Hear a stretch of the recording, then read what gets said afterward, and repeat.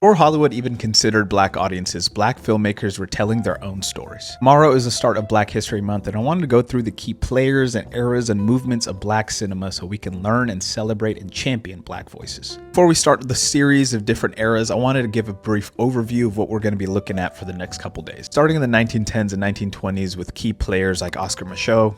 Micheaux was fearless, he was independent, and he was deeply political and countered a lot of the messages that were happening during this Jim Crow era. We'll move over to the 1930s and 1940s when sound arrives. This is when sound arrives and the Harlem Renaissance starts, and this is when black expression survives through performance, art, and music.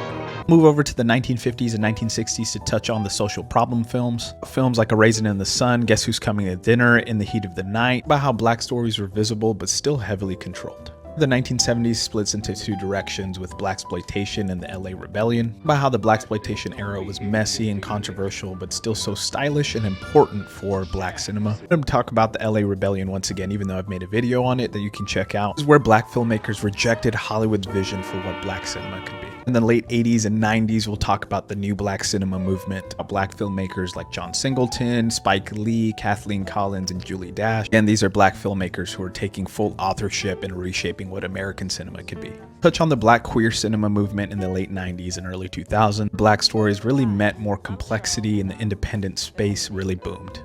2010s and 2020s, we really see black filmmakers leaning into genre. This is where I'll really touch on horror, sci-fi, and satire. Finally, we'll look at global black cinema voices, about key influential figures from around the globe in black cinema. Brief overview of this timeline for this series. Key takeaways I hope you get from the series is to learn about the lineage of black cinema. It's not just an informational series. I want this to be a series where we get to champion black voices and what's coming out even today. Don't forget to follow along as we dive through each of these series, era by era, film by film, and really celebrate black cinema.